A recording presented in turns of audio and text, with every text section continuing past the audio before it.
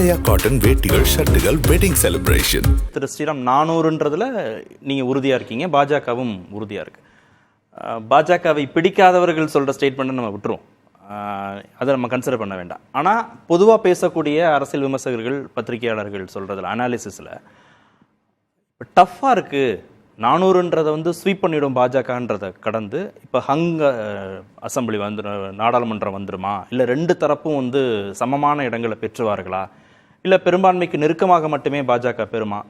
இதுவே பெரிய பின்னடைவு இல்லையா பாஜகவுக்கு? இதுவே பெரிய சப்போர்ட் இல்லையா இந்தியா கூட்டணிக்கு? இல்லை, இது நான் மட்டும் சொல்ல, இல்லை பாஜக மட்டும் சொல்ல, 10 இந்தியாவில் இருக்கிற 10 சத்தா பஜார்னு சொல்கிறாங்க இல்லைங்களா, அந்த 10 சத்தா பஜாரும் அதுதான் சொல்லுது, 400+ தான் சொல்லுது. பிரசாந்த் கிஷோர் மிகப்பெரிய ஒரு ஆளுமை செஃபாலஜிஸ்ட், தமிழ்நாட்டில் கூட அவரை கூட்டின்னு வந்து தான் இங்கே ஆட்சி அமைத்தவர்கள் எல்லாம் அவரே கூட தான் சொல்றாரு. பாஜக அவரே பீகார்ல குறையலாம், எல்லா இடத்துலையும் சொல்லிங்களா, அவரே சொல்றாரு. அது அவருடைய ஒப்பீனியன், அதையும் நம்ம மதிக்கணும். அதுக்காக நான் அவர் சொன்னதை ஏற்றுக்கொள்ள போதில்லை. எந்த பின்னடைவும் இல்லைங்க. எனக்கு என்னன்னா, பாஜகவுக்கு நீங்க கேம்பெயின் ஸ்டைலையும் நீங்க டிசைட் பண்றீங்க. பாஜக எதை பேசணும் பேசக்கூடாதுன்னு எதிர்கட்சிகளும் எதிர்கட்சியை ஆதரிப்பவர்களும் பேசுறீங்க. எல்லாத்துக்கும் பாஜக இவ்வளவு கண்டிஷன் போடுற நீங்க பிரதமரை திட்டும் போதோ, இல்ல பிரதமருடைய தனி வாழ்க்கையை பத்தி பேசும் போதோ, இல்ல பிரதமருடைய அம்மாவை பத்தி பேசும்போதோ, இல்ல கங்கனா ரனாத் ரேட் கார்டுன்னு சொல்ற போதோ, இல்லைன்னா அதித்தி சிங் என்ற காங்கிரஸ் அமேத்தி எம்எல்ஏ பாஜகவை சேர்ந்தால் புருஷனை வைத்து இப்படி பேசுகிறார்கள் நான் சொல்லலைங்க. அதித்தி அந்த சிங் அவர்கள் பிரியங்கா வாத்ராவை சொல்கிறார். இதெல்லாம் நீங்க சொல்ற போது உடனே என்ன தெரியுமா, நாங்கெல்லாம் சொன்னதுக்கு அப்புறம் தான் நீங்க யார் பேசினாலும் கரெக்ட்னு எல்லாரும் சொல்லுவாங்க. ஆனா நீங்க சொல்ற போது வெறும் பாஜக மட்டும் சொல்லாதீங்க. பிரதமர் பாஜக எல்லாருமே தாங்க. பிரதமர் ராகுல் காந்தி வந்து பிரதமர் கேண்டிடேட்டுங்க. அவர் வின் பண்ணலன்றது வேற விஷயம், அவர் வின் பண்ணுவாரன்றதும் வேற விஷயம். ஆனா பிரதமர் கேண்டிடேட் இருக்கும் போது அவர் என்ன பேசினாரு, பிரதமரை பத்தி என்ன பேசினாரு? சோ நீங்க பேசுவதற்கு எதிர்வினை ஆற்றும் போது மட்டும் நீங்க பார்வையாளர்கள் பார்க்கும் போது அது எல்லாருக்குமானதா சொல்லாதீங்க. இன்னொன்னு அதை ஒன்னு சொல்லிடுறேன், இந்த நாடு வந்து நல்லா தான் இருக்குது, எந்த பிரச்சனையும் இல்லை. 60 ஆண்டு கால அந்நிய செலாவணி வந்த 60 ஆண்டு கால அந்நிய செலாவணியை இந்த 9 வருஷத்துல வாங்கியிருக்கு. வேலை வாய்ப்புன்றது வந்து பெடரல் சட்ட பேசுறவங்க முதலமைச்சர்களுக்கு என்ன வேலை இருக்குன்னு, மத்திய அமைச்சரோட என்ன முக்கியமான வேலை, அவர்களுக்கு அந்த ஒரு அட்மாஸ்பியரை பண்ணி கொடுக்கணும் பொருள் நாட்டின் வளர்ச்சிக்கு. இன்னைக்கு எல்லாரும் நாங்க ஜிஎஸ்டி இவ்வளவு கட்டுறோம் எப்படி கட்டுவீங்க? உங்களுக்கு பொருளாதாரம் இல்லாம உங்களால கட்ட முடியுமா? சோ நாடு நன்றாக தான் இருக்கிறது. பாஜக திருப்பி வரப்போவதும் மாற்று கருத்தில். எவ்வளவு ப்ரெடிக்ஷன் திரு ரகு? அதாவது 300க்கு கீழே தான் வாங்குவாங்கிறது நிச்சயமா நடக்க போகுது. பிஜேபி 400லாம் கனவு. அது அவங்களுடைய காடரை வந்து என்த்யூஸ் பண்றதுக்காக கிளப்பி விட்டது. அதை எல்லாரும் கன்சியூம் பண்ணிக்கிட்டாங்க. அது ஒரு ஸ்ட்ராட்டஜி தான், அது வாய்ப்பே கிடையாது. எப்படி கூட்டி கழிச்சு பார்த்தாலும் ஹிந்தி பேசும் மாநிலங்கள்ல ஏற்கனவே சேச்சுரேட் ஆயிடுச்சு. அதையும் தாண்டி எப்படி வாக்குகளை வாங்க முடியும், எப்படி சீட்டுகளை வாங்க முடியும்னு எனக்கு தெரியல.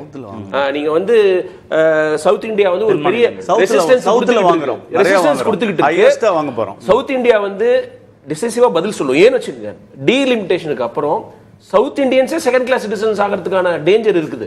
ஏற்கனவே வந்து இஸ்லாமியர்களை செகண்ட் கிளாஸ் சிட்டிசன் ஆக்கியாச்சு. அப்புறம் ஃபெடரலிசம் மூலமா மாநிலங்களுடைய உரிமைகளை பறிச்சாச்சு. என்டையர் ரீஜன் சவுத் இந்தியாவே கூட உரிமைகளை வந்து எடுக்கக்கூடிய அபாயம் வந்து ரியல். ஏன்னா 2026 seats will be revised, Lok Sabha seats. அப்போ வந்து இன்னும் சென்சஸ் நடக்கல, 2021 நடக்கல.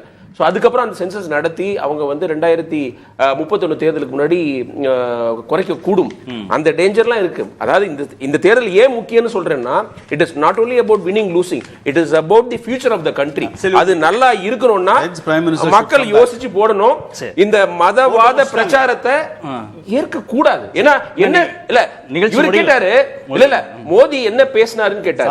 ஒரு பெரிய லிஸ்ட் போட்டுருக்காங்களே, சனாதனம் என்ன நீங்க சொல்லுங்க, சனாதனம் என்ன சொல்லுங்க, நீங்க சனாதனத்துக்கு டெஃபினிஷன் கொடுங்க, டெஃபினிஷன் கொடுங்க. நீங்க நாங்க சொல்றோம். ஒரு நொடி நான் நிறைவு செய்யறேன். அவருக்கு இல்ல, நீங்க கேட்காதீங்க. இப்போ இந்திய வாக்காளர்கள் யார் பக்கம்னு அனுமானிக்க முடியுது திருப்பாக்கி?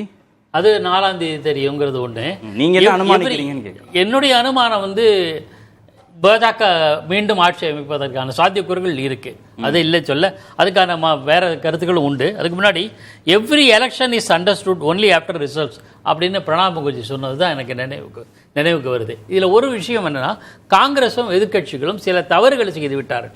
என்ன தவறு அப்படின்னா, குறிப்பாக காங்கிரஸ் 2014 464 இடங்களில் போட்டியிட்டு 44 இடங்களில் வெற்றி பெற்றாங்க. மோடி அப்போ கவர்மெண்ட் ஃபார்ம் பண்ணார்.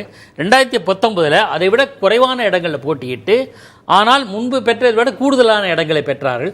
அப்படின்னா இம்ப்ரூவ்மெண்ட்னு இருக்குது. இது 2வது பாரத் ஜோடோ யாத்திரை மற்றது ஆன்டி இன்கம்பன்சி எல்லாத்தையும் புரிஞ்சுக்கிட்டு கூடுதலான இடங்களை போட்டியிட்டு இருந்தால் அவர்களுக்கான சாத்தியம் பதில் சொல்லிட்டார் வந்திருக்கும். பதில் சொல்லிட்டார். இவரும் சொல்லியிருக்காரு. கூட்டணி கட்சிகளுக்காக விட்டு கொடுத்துட்டோம்னு சொல்லியிருக்காரு. நன்றி.